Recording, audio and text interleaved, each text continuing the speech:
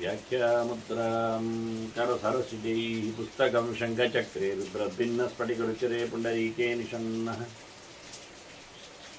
अम्लानश्रीरमृतविशदैरंशभिप्लावयन् मामाविर्भूयादनगमहिमा मानसे वागधीशः नमस्ते प्राणेश प्रणतविभवायावनिमगाः नमस्वामिन् रामप्रियतमनमन्गुरुगुण नमस्तुभ्यं भीमप्रबलतमकृष्णेष्ट भगवन्नमः श्रीमन्मध्वप्रदिश सुदृशन्नो जय जय श्रीगुरुभ्यो नमः नारायणं सुरगुरुं जगदेकनाथं भक्तप्रियं सकललोकनमस्कृतं च त्रैगुण्यवर्जितमजं विभुमाद्यमीशं वन्दे भवग्नम् अमरासुरसिद्धवन्द्यं नारायणं नमस्कृत्य नरं चैव नरोत्तमं देवीं सरस्वतीं व्यासं ततो जयमुदीरये ವೇದವ್ಯಾಸರ ಮಹಾಭಾರತದ ಚಿಂತಕರಿಗೆ ವಂದನೆಗಳು. ಶಾಂತಿ ಪರ್ವದ 302ನೆಯ ಪ್ರವಚನ. ಮತ್ತೆ ನಾರಾಯಣ ಗುರು ಅವರ ಮಾತನ್ನು ನಾವು ಕೇಳಲಿಕ್ಕೆ ಉಂಟು. ಶಿಷ್ಯರಿಗಾಗಿ ಧರ್ಮಪುತ್ರನಾಗಿ ಭಗವಂತ ಈ ನೆಲದಲ್ಲಿ ಬಹಳ ದೊಡ್ಡ ಮಟ್ಟಿನ ಮೋಕ್ಷ ಚಿಂತನೆಯನ್ನು ತನ್ನ ಪೋರ್ಟ್ಫೋಲಿಯೋ ತಾನು ಕೊಡತಕ್ಕಂತಹ ಗಿಫ್ಟ್. ಹಾಗಾಗಿ ಇದಕ್ಕೆ ವಾರ್ಷ್ಣೇಯ ಅಧ್ಯಾತ್ಮ ಅಂತ ಚಿಂತನೆಯನ್ನು ಹಿಂದೆ ಭೀಷ್ಮರು ತೋರಿಸಿಕೊಟ್ಟಿದ್ರು. ಮಳೆಗಾಲದ ಚಿಂತನೆ ಅಂತ ಅರ್ಥ ಅಲ್ಲ, ವೃಷ್ಟಿ ಅಂದ್ರೆ ಮಳೆ. ಆದರೆ ಇದು ಅಭಿವರ್ಷಣ ವರದ ಗಿಫ್ಟಿನ ವಿಶೇಷವಾಗಿರತಕ್ಕಂತಹ ಸಂಗತಿ. ಅತ್ಯಂತ ದೊಡ್ಡ ಮಟ್ಟಿನ ಗಿಫ್ಟ್ ಅಂದರೆ ಆನಂದ. ನಮಗೇನಾದರೂ ಬಹುಮಾನ ಸಿಕ್ಕಿದ್ರೆ ಏನಾಗ್ತದೆ? ಖುಷಿ ಆಗ್ತದೆ. ಅದು ಯಾವುದೋ ವಸ್ತು ಕಳೆದೋದ್ರೆ ಅಳು ಬರ್ತದೆ. ಚಂದವಾದ ಬಂಗಾರದ ಗಿಂಡಿ ಕೊಟ್ಟರೆ ನಾವು ಕಳೆದಾಗಿದ್ದರೆ ಮತ್ತೆ ಕೊಟ್ಟವರಿಗೂ ಬೇಸರ, ಇಸ್ಕೊಂಡವರಿಗೂ ಬೇಸರ, ಅದನ್ನು ಕಣ್ಣು ನೋಡಿ ತುಂಬಿಕೊಂಡವರಿಗೂ ಬೇಸರ ಆಗುತ್ತೆ. ಹಾಗೆ ಸ್ವರೂಪಭೂತವಾದ ಆನಂದದ ಅಭಿವ್ಯಕ್ತಿ ಅನ್ನೋದು ಕಳ್ಕೊಳ್ಳುವಂತಿಲ್ಲ, ಕೊಟ್ಟದ್ದಲ್ಲ, ಕದಿಲಿಕ್ಕಾಗುವುದಿಲ್ಲ ಅಂತಹ ಮೋಕ್ಷವನ್ನು. ಆದ್ರಿಂದ ವೃಷ್ಣಿ ಅಂದರೆ ವೃಷ್ಟಿಯ ಮೂರನೇ ಅಕ್ಷರ, ಟಕಾರಕ್ಕೆ ಡಕಾರಕ್ಕೆ ನಕಾರ. ಅದು ಕೃಷ್ಣ ಶಬ್ದಾರ್ಥವಾಗಿ, ಕೃಷ್ಣ ಅಂದ್ರೆ ಕೃಷ್ಣ ಅಂತ ಅರ್ಥ, ಉತ್ಕೃಷ್ಟ ಅಂತ ಅರ್ಥ, ದೊಡ್ಡವ ಅಂತ. ಹಾಗಾಗಿ ಕೃಷ್ಣ ಸರ್ವೋತ್ತಮ ಅಂತ. ಹಾಗೆ ದೊಡ್ಡ ಮಟ್ಟಿನ ಬಹುಮಾನ, ಉಡುಗೊರೆ, ಕೊಡುಗೆ ಅಂತ ಹೇಳಿ ಅದಕ್ಕೆ ಸಂಬಂಧಪಟ್ಟಂತೆ. ಮತ್ತೆ ಅವನೇ ವೃಷ್ಣಿ ಕುಲದಲ್ಲಿ ಹುಟ್ಟಿದವ ವಾರ್ಷ್ಣೇಯ ಕೃಷ್ಣ, ಅವನದ್ದೇ ಅಧ್ಯಾತ್ಮ ಚರಿತೆ ಅಲ್ಲ. ನಾರಾಯಣ ಹೇಳಿದ್ದಲ್ಲ ಅಂದ್ರೆ ಆ ನಾರಾಯಣನೇ ಕೃಷ್ಣ. ನಾರಾಯಣ ಯೋತೋತಾವೇ ವರ್ಜನ ಕೇಶವ ಹೇಳಿದ್ರಿಂದ ನಾರಾಯಣನೇ ಕೃಷ್ಣನಾಗಿ ಇಲ್ಲಿ ನೆಲೆಗೊಂಡಿದ್ದಾನೆ. ಹಾಗಾಗಿ ಕೃಷ್ಣ ಹೇಳತಕ್ಕಂಥ ಮಾತು ಅಲ್ಲೇ ಕೃಷ್ಣ ಕೇಳುತ್ತಾ ಇದ್ದಾನೆ ಭೀಷ್ಮರ ಪಕ್ಕದಲ್ಲಿ ಕೂತು. ಅದೇ ನಾರಾಯಣ ಹೇಳಿದ್ದನ್ನು ಅವನೇ ಸ್ವಯಂ. ಹೇಗೆ ಮನುಷ್ಯ ಕಡೆಯ ಹೊತ್ತಿನಲ್ಲಿ ಭಗವಂತನ ಎಚ್ಚರವನ್ನು ಸಂಪಾದನೆ ಮಾಡಿದಾಗ ಇರ್ತಾನೆ ಎನ್ನುವುದಕ್ಕೆ ನಮಗೆ ಕೆಲವು ಸಾಧನೆಗಳಿಗಾಗಿ ಒಂದು ಧಾರಣೆಯ ಯುಕ್ತೋ ಧಾರಣೆಯ ಕಶ್ಚಿತ್ ಯೋಗ ಮಾರ್ಗ. ಯೋಗದಲ್ಲಿ ಧಾರಣೆ, ನಿರಂತರವಾದ ಭಗವಂತನ ಚಿಂತನೆ, ಅದೇ ಧ್ಯಾನ, ಸಮಾಧಿ, ಧಾರಣೆ ಎಲ್ಲ ಒಂದೇ ಮುಖ. ಸ್ವಲ್ಪ ಸ್ಟೇಜ್ಗಳು ಬೇರೆ ಅಂತ. ಎಚ್ಚರ ಆದಾಗೆಲ್ಲ ಮತ್ತೆ ಮತ್ತೆ ಬಲಾತ್ಕಾರದಿಂದ ಭಗವಂತನನ್ನು ಚಿಂತನೆ ಮಾಡುವ ಕಥೆ. ಹೀಗಾಗಿ ಇದು ಕೆಲವರೆಲ್ಲ ಇದು ಎಲ್ಲಿ ನೋಡ್ಲಿಕ್ಕೆ ಉಂಟು? ಒಳಗಿನ ದೇವರನ್ನು ನೋಡ್ಲಿಕ್ಕೆ ಉಂಟು. ಇದು ಒಂದು ದೃಷ್ಟಿಯಿಂದ ಬಿಂಬೋಪಾಸನೆ, ಒಳಗಿನ ದರ್ಶನ.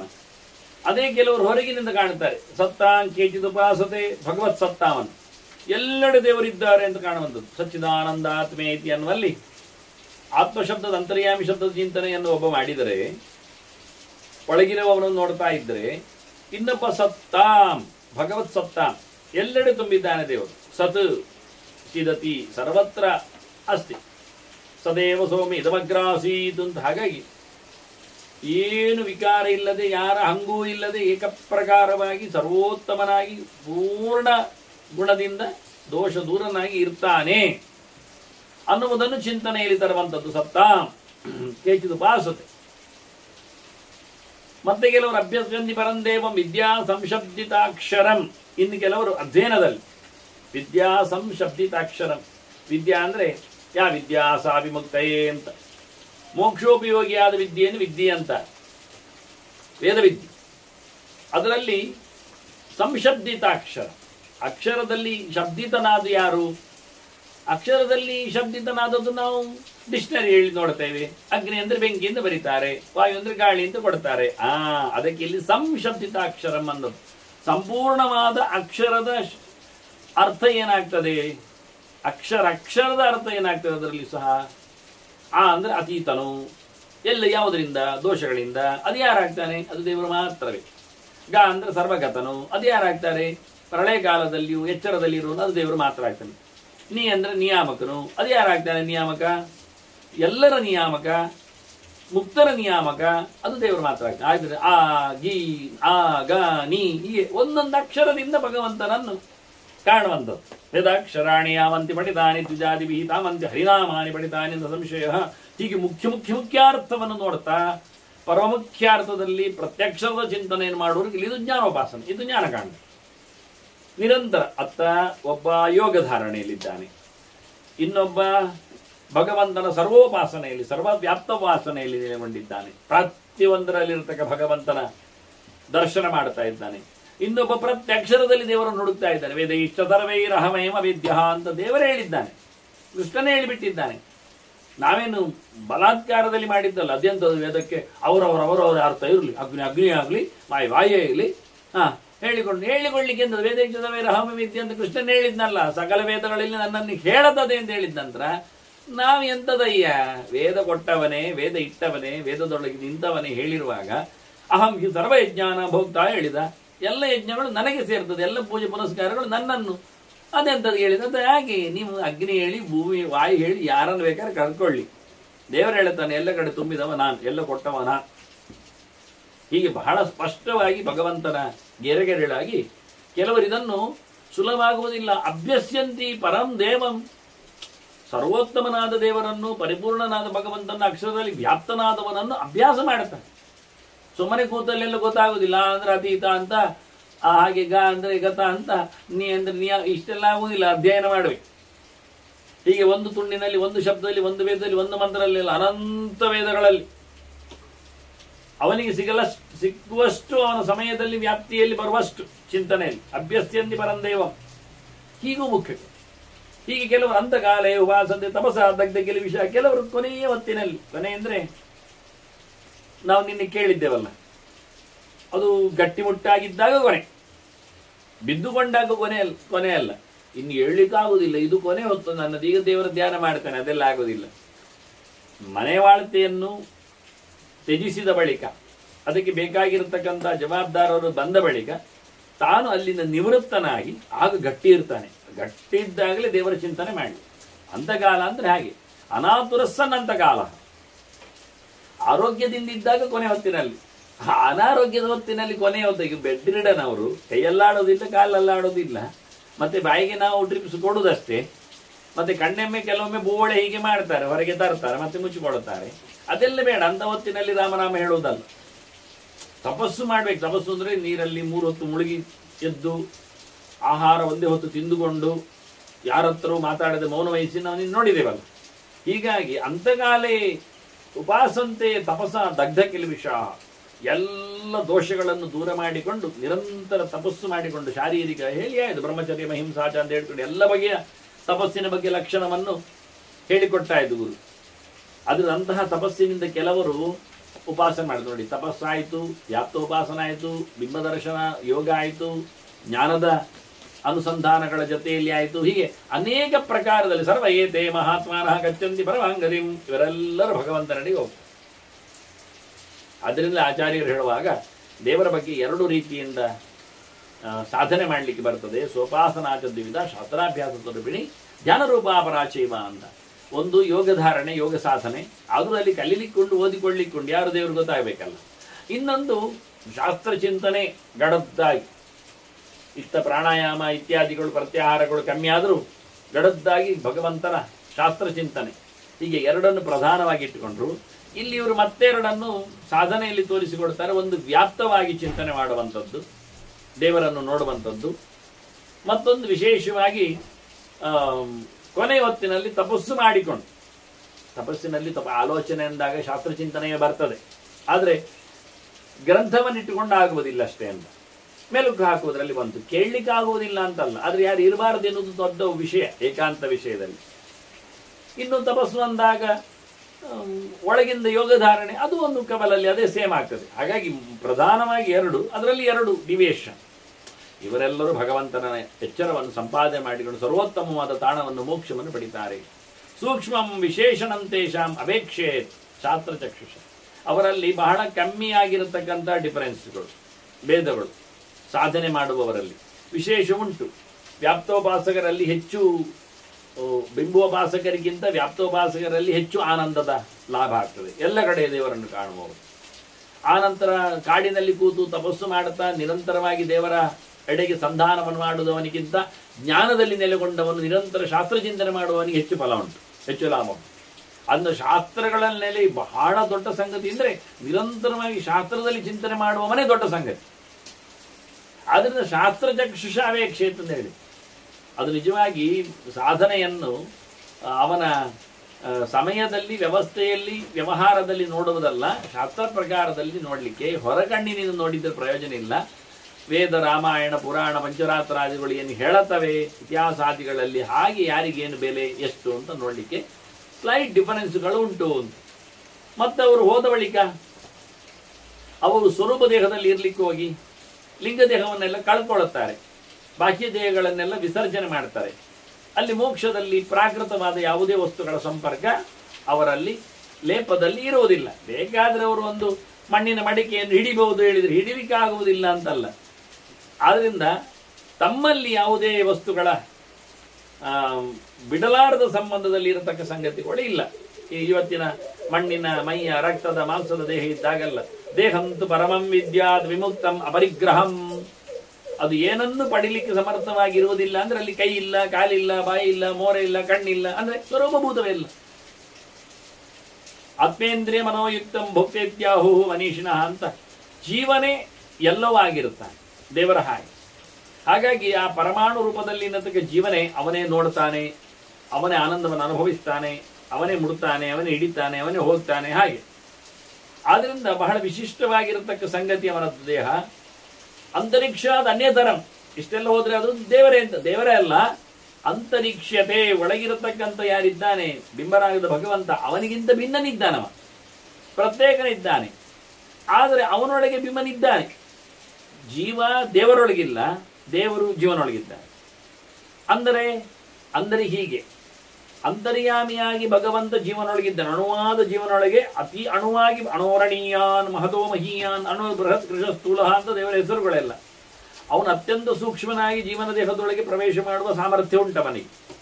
ಹೊರಗಿನಂದು ಹೊತ್ಕೊಂಡಿದ್ದಾನೆ ಅವನು. ಅಷ್ಟೇ ಅಲ್ಲದೆ ಇಡೀ ಲೋಕವೇ ಜೀವ ಸಂತಾನವೇ ಭಗವಂತನ ಹೊಟ್ಟೆಯೊಳಗುಂಟು, ನುಂಗಿಬಿಟ್ಟಿದ್ದಾನೆ. ಹೀಗೆ ದೇವರನ್ನು ಜೀವ ನುಂಗಿದ್ದಲ್ಲ, ದೇವರು ಜೀವನನ್ನು ನುಂಗಿಬಿಟ್ಟಿದ್ದಾನೆ. ಎಲ್ಲ ಅವನು ಉದರವನ ದಾನ ಮುನಿ, ಅವನದ್ದು ಉದರ ಅಂತೇನು ಮತ್ತೆ ಎಲ್ಲ ಒಂದೇ. ಕೈಯಲ್ಲಿ ಇಟ್ಕೊಂಡಿದ್ದಾನೆ, ಇಡೀ ಜಗತ್ತನ್ನು ಕೈಯಲ್ಲಿ ಇಟ್ಕೊಂಡ ದೇವರು. ಮುಷ್ಟಿ ಹಿಡಿತಾನೆ ಅವನು, ಹೊಟ್ಟೆ ಅಂತ ದೊಡ್ಡದು. ಒಂದು ಮುಷ್ಟಿಯೊಳಗೆ ದೇವರ ಬಾಯೊಳಗೆ ಸಿಗ್ತದೆ ಇಡೀ ಬ್ರಹ್ಮಾಂಡ, ಬಾಯೊಳಗೆ ಹಾಕೊಳ್ತಾನೆ. ಹೀಗಾಗಿ ಭಗವಂತನ ವ್ಯವಸ್ಥೆ ಬೇರೆ, ಅವನು ಬೇರೆ ಇದ್ದಾನೆ. ಅದು ಧಾರಣಾಸಕ್ತ ಮಾನಸಂ. ಅವನೇನೊಂದು ಈಗ ಜೀವ ಯಾರನ್ನು ಚಿಂತನೆ ಮಾಡುತ್ತಾ ಇದ್ದಾನೆ? ದೇವರನ್ನು. ಜೀವ ತನ್ನನ್ನು ಚಿಂತನೆ ಮಾಡುವುದರಲ್ಲಿ ತಾನು ಗೊತ್ತಿಲ್ಲ ಅವನಿಗೆ. ಈಗ ನೀನು ಇಟ್ಟುಕೊಳ್ಳಿ, ಮಾಮೂಲಿ ನಾವು ನೀವು ತಿಳ್ಕೊಳ್ಳುವ, ನಮಗೆ ಏನು ಗೊತ್ತುಂಟು? ನಮಗೆ ಅವತಾರಗಳಲ್ಲಿ ಲೀಲೆ ಮಾಡಿದ ಕೃಷ್ಣ ಗೊತ್ತು, ರಾಮ ಗೊತ್ತು, ನರಸಿಂಹಾದಿ ಚಿಂತನೆಗಳು ಗೊತ್ತು. ಹಾಗಾಗಿ ದೇವರನ್ನು ನಾವು ಶಾಸ್ತ್ರದಲ್ಲಿ ಹೇಳಿದ ಹಾಗೆ ಹೇಗಿರುತ್ತಾನೆ ಅಂತ ಯೋಚನೆ ಮಾಡ್ತೇವೆ. ನವಿಲುಗರೆ ತೊಟ್ಟವನಾಗೆ, ಶಂಖಚಕ್ರ ಹಿಡಿದವನಾಗೆ, ಮುರಳಿ ಹಸ್ತನಾಗಿ, ಹೀಗೆಲ್ಲ ಯೋಚನೆ ಮಾಡುತ್ತೆ. ಇದನ್ನು ನಾವು ನಮ್ಮನ್ನು ಯೋಚನೆ ಮಾಡೋದ? ನಾವು ಹಾಗಿದ್ದೇವಾ? ನಾವು ಹೇಗಿದ್ದೇವೆ ನಮಗೆ ಗೊತ್ತುಂಟ? ಧ್ಯಾನದಲ್ಲಿ ನಮ್ಮನ್ನು ನಾವು ನೋಡ್ಲಿಕ್ಕೆ ಆಗ್ತದ? ಅಪರೋಕ್ಷ ಆಗದ ಮುಂಚೆ ನಮಗೆ ಗೊತ್ತಾಗೋದಿಲ್ಲ. ಅಪರೋಕ್ಷಕ್ಕೆ ಸಾಧನೆ ಇಲ್ಲದ ಸಾಧ್ಯ ಇಲ್ಲ. ಹಾಗಾಗಿ ಬಾಹ್ಯವಾದ ಭಗವಂತನ ಜ್ಞಾನವನ್ನು ಸಂಪಾದನೆ ಮಾಡಿಕೊಂಡು ಮನಸ್ಸಿನಲ್ಲಿ ಹಾಗೆ ಚಿಂತನೆ ಮಾಡ್ತಾ, ಈ ಬಾಹ್ಯವಾದ ಮನಸ್ಸಿನಲ್ಲಿ ಕಾಣುವುದು ಅದ್ದೆಂದೇ, ಪ್ರಾಕೃತವಾದದ್ದೇ. ಅದು ಕಳೆದೋಗ್ಲಿಕ್ಕೆ ಬೇಕಲ್ಲ. ಆದ್ರಿಂದ ನಾವು ಚಿಂತನೆ ಮಾಡಿದ್ದು ಏನು ಅನ್ನುವುದಾಗಿಯೇ ಗೊತ್ತಾಗುವಾಗಲೇ ಅಂತರ ಹೃದಯದಲ್ಲಿ ಇರತಕ್ಕಂಥ ಭಗವಂತನನ್ನು ನೋಡ್ತಾ ಇದ್ದಾನೆ, ಜ್ಯೋತಿಸ್ವರೂಪನನ್ನು ಕಾಣುತ್ತಾ ಇದ್ದಾನೆ ಅಂದಾಗ ಅವನಲ್ಲ, ಅವನು ಬೇರೆ ಇವನು ಬೇರೆ ಅರ್ಥ ಆಗ್ತದೆ. ಮರ್ತ್ಯಲೋಕಾದ್ ವಿಮುಚ್ಯಂತೆ ವಿದ್ಯಾ ಸಂಯುಕ್ತಮಾನಸಾಃ ಬ್ರಹ್ಮಭೂತಾಃ ವಿರಜಸಃ ತಥೋ ಯಾಂತಿ ಪರಾಂಗತಿಂ. ವಿದ್ಯಾ ಸಂಯುಕ್ತಮಾನಸಾಃ, ಶಾಸ್ತ್ರದಲ್ಲಿ ವಿಶೇಷವಾದ ಪೂರ್ಣನಾದ ಭಗವಂತನನ್ನು ಮುಖ್ಯವೃತ್ತಿಯಿಂದ ಯಾರು ಚಿಂತನೆ ಮಾಡುತ್ತಾರೆ ಅವರು ಈ ಮರಣದ ಕೊಂಪೆಯಿಂದಲೇ ದೂರ ಆಗ್ತಾರೆ. ಮರ್ತ್ಯಲೋಕ ಅಂದರೆ ಮುಕ್ತಿ ಮರ್ತ್ಯಲೋಕ ಅಲ್ಲ, ಅಲ್ಲಿ ಯಾವುದೇ ರೀತಿಯಾದಂತಹ ಪತನಾದಿಗಳು ಅಲ್ಲಿಲ್ಲ, ಅದನ್ನು ಅಪವರ್ಗ ಕರೆದದ್ದು. ಅಲ್ಲಿ ಬೀಳುವುದಿಲ್ಲ, ಅಲ್ಲಿ ಮತ್ತೆ ಸಾಧನೆ ಮಾಡಿದ್ದಕ್ಕೆ ಹೆಚ್ಚು ಕಡಿಮೆ ಮಾಡಿಕೊಳ್ಳಿಕ್ಕೆ ಆಗುವುದಿಲ್ಲ, ಬಂಧನ ಇಲ್ಲ, ಭಯ ಇಲ್ಲ, ಮರಣ ಇಲ್ಲ. ಆದ್ರಿಂದ ಈ ಮತ್ತೆ ಹುಟ್ಟು ಸಾವುಗಳ ಕಂತೆಯಿಂದ ಆಚೆ ದೂರ ಹೋಗ್ತಾನವ ಓದಿಕೊಂಡವ, ಮೊದಲಿಗೆ ವೇದವನ್ನು ಅರಿತುಕೊಂಡವ ವಿದ್ಯೆ ಲೆಕ್ಕದಲ್ಲಿ, ಆ ವೇದದಲ್ಲಿ ಮೋಕ್ಷ ಮಾರ್ಗದಂತೆ ಅದನ್ನು ದುಡಿಸಿಕೊಂಡವ. ವೇದ ಎಲ್ಲವೂ ಕೊಡುತ್ತದೆ. ಯಾವ ಅನರ್ಥ ಉದಪಾನೆ ಹೇಳಿದಾಗೆ ಸರ್ವತಃ ಸಂಪ್ರದೋದಕ್ಕೆ ತಾವನ್ ಸರ್ವೇಶು ವೇದೇಶು ಬ್ರಾಹ್ಮಣಸೆ ವಿಜಾನತ ಅಂತ ಏನು ಬೇಕಾದರೂ ವೇದ ಕೊಡುತ್ತದೆ. ಆದರೆ ವೇದದಲ್ಲಿ ದೇವರನ್ನು ಕೇಳಬೇಕು, ವೇದದಲ್ಲಿ ಮೋಕ್ಷವನ್ನು ಪಡಿಬೇಕು. ಹಾಗಾಗಿ ವೇದದಲ್ಲಿ ಪರಮೋಚ್ಚನಾದ ಪರಮಾತ್ಮನ ಚಿಂತನೆಯನ್ನು ಮಾಡಲಿಕ್ಕೆ. ಹಾಗೆ ವಿದ್ಯಾ ಸಂಯುಕ್ತ ಮಾನಸಾಹ, ವಿದ್ಯೆಯಲ್ಲಿ ಸಂಪೂರ್ಣವಾದ ಶಕ್ತಿಯ ಮೇಲೆ ಆತ ಕೇಂದ್ರೀಕೃತನಾಗಿದ್ದರೆ ಮತ್ತೆ ಹುಟ್ಟಿ ಬರುವ ಈ ಕೊಂಪೆಯೊಳಗೆ ಬೀಳುವುದಿಲ್ಲ, ಮನುಷ್ಯ ಲೋಕಕ್ಕೆ ಬರುವುದಿಲ್ಲ, ಅಂದ್ರೆ ಸೃಷ್ಟಿಗೆ ಸಿಗುವುದಿಲ್ಲವ, ಮೋಕ್ಷವನ್ನು ಪಡಿತಾನೆ. ಬ್ರಹ್ಮಭೂತಾಹ, ಅವನು ಪೂರ್ಣನಾಗ್ತಾನೆ. ಏನುಂಟದು ಬ್ರಹ್ಮೈವ ಭವತಿ ಅಂತ, ಬ್ರಹ್ಮವಿತ್ ಬ್ರಹ್ಮೈವ ಭವತಿ ಅಂತ, ಭಗವಂತನಂದೇಳಿದವನು ಭಗವಂತನೇ ಆಗ್ತಾನೆ. ಹೌದು, ಭಗವಂತನಂದೇ ಆಗ್ತಾನೆ ಅಲ್ವಾ? ಹಾಗೆ ಆದ್ರಿಂದ ಬ್ರಹ್ಮ ಅಂದ್ರೆ ಪೂರ ಅಂತ ಅರ್ಥ, ವೃದ್ಧಿ ಉಳ್ಳವ ಅಂತ ಅರ್ಥ. ಪರಿಪೂರ್ಣವಾದಂತಹ ತನ್ನ ಯೋಗ್ಯತೆಯಂತೆ ಆತ ತನ್ನ ಸ್ಥಿತಿಯನ್ನು ಪಡಿಲಿಕ್ಕಿದ್ದಾನೆ. ಮುಕ್ತಿ ಹಿತ್ವ ಅನ್ಯಥಾ ರೂಪಂ ಸ್ವರೂಪೇಣ ವ್ಯವಸ್ಥಿತಿ. ಮೋಕ್ಷ ಅಂದ್ರೇನು? ಅನ್ಯಥವಾಗಿರತಕ್ಕ ಈ ಬಾಕ್ಯವಾದ ದೇಹದ ಲೋಕದ ಸಂಪರ್ಕವನ್ನು ಕಳಚಿಕೊಂಡು ತನ್ನ ಲಿಂಗದೇಹವನ್ನು ನಾಶ ಮಾಡಿಕೊಂಡು ಮುಗಿಸಿಕೊಂಡು ಶುದ್ಧವಾದ ಸ್ವರೂಪದಿಂದ ಭಗವಂತನ ಪ್ರತಿಬಿಂಬನ ಹಾಗೆ ಸ್ಪಷ್ಟವಾಗಿ ಭಗವಂತನಂತೆ ಯಾರು ಉಳಿತಾನೆ ಅವನು ಹೇಳಿ. ಅದನ್ನ ಬ್ರಹ್ಮಭೂತ ಅಂದ್ರೆ ಬಿಂಬದಾಗಿ ಆಗುವವರಾಗಿ ಅಂತ, ಶುದ್ಧರಾಗಿ. ವಿರಜಸಃ, ಲಿಂಗದೇಹವನ್ನು ಕಳ್ಕೊಂಡವರಾಗಿಂದ. ರಜಸ್ಸು ಲಿಂಗದೇಹ, ಅದನ್ನು ಕಳ್ಕೊಂಡು ದೋಷವನ್ನು ಕಳ್ಕೊಂಡು ಗುಣತ್ರಯದಿಂದ ದೂರರಾಗಿಕೊಂಡು ಅದರ ಸಂಪರ್ಕಕ್ಕೆ ಒಳಗಾಗದೆ ಹುಟ್ಟು ಸಾವುಗಳು ರಜಸ್ಸಿನ ಕಾರಣ. ಆದ್ರಿಂದ ಅದನ್ನು ಮನುಷ್ಯ ಲೋಕ ಅದನ್ನು ಮೀರಿಕೊಂಡು ಬ್ರಹ್ಮಭೂತಾಹ ವಿರಜಸಃ ತಥೋ ಯಾಂತಿ ಪರಾಂಗತಿ. ಹೀಗೆ ಉತ್ತಮವಾದಂತಹ ಜ್ಞಾನವನ್ನು, ಭಗವಂತನ ಪ್ರತ್ಯಕ್ಷವನ್ನು, ಅಪರೋಕ್ಷ ಜ್ಞಾನವನ್ನು, ಎದುರು ದೇವರ ದರ್ಶನವನ್ನು, ಅವನ ಸಮೀಪ ಇರುವಿಕೆಯನ್ನು, ಅವನ ಲೋಕದಲ್ಲಿ ವಾಸವನ್ನು ಅವನು ಪಡಿತಾನೆ. ಏಕಃ ಏಕ ಅಲ್ಲ, ವಾಕ್ಯವ ಏವ ನಿಜವಾಗಿ ಏಕಾಯನಂ ಧರ್ಮಂ ಆಹು. ಏವಂ ಏಕಾಯನಂ ಧರ್ಮಂ ಆಹುಹು ವೇದವಿದೋ ಜನ. ಇದನ್ನು ಏಕಾಯನ ಧರ್ಮ ಅಂತ, ಒಂದೇ ಮಾರ್ಗ, ಒಂದೇ ಡೆಸ್ಟಿನೇಷನ್, ಒಬ್ಬನೇ ಚಿಂತನೆಯಲ್ಲಿ ಜ್ಞೇಯನಾಗಿ ಬರುವವ. ನಾರಾಯಣಂ ಮಹಾಜ್ಞೇಯಂ ಅಂತ ತಿಳಿಲಿಕ್ಕೆ ಸುಮಾರುಂಟು. ಇದು ಮುಖ್ಯ ದಾರಿ, ಉಳಿದದ್ದೆಲ್ಲ ಅಡ್ಡದಾರಿಗಳು, ಅಮುಖ್ಯಗಳು. ಅಲ್ಲಿ ಹೋದರೆ ಹಿಂದೆ ಬರ್ಲಿಕ್ಕುಂಟು. ಆ ಬ್ರಹ್ಮ ಭುವನಾಲೋಕ ಪುನರಾವರ್ತಿನೋರ್ಜುನ. ಹಿಂದೆ ಬಾರದ ದಾಣ ತದ್ಧಾಮ ಪರಮಂ ಮಮ ತದ್ವಿಷ್ಣೋ ಪರಮಂ ಪದಂ. ಅಲ್ಲಿ ಹೋದ್ರೆ ಮತ್ತೆ ಹಿಂದೆ ಬರ್ಲಿಕ್ಕಿಲ್ಲ. ಅಂತಹ ಅದ್ಭುತವಾದಂತಹ ಒಬ್ಬನೇ ಆಶ್ರಯ, ಅದು ನಾರಾಯಣ ಏಕಾಯನ. ಹೀಗೆ ಒಬ್ಬನೇ ಭಗವಂತನ ಬಗ್ಗೆ ಇದನ್ನೇ ನಿಜವಾಗಿ ಮುಖ್ಯ ಧರ್ಮ ಅಂತ ಹೇಳ್ತಾರೆ.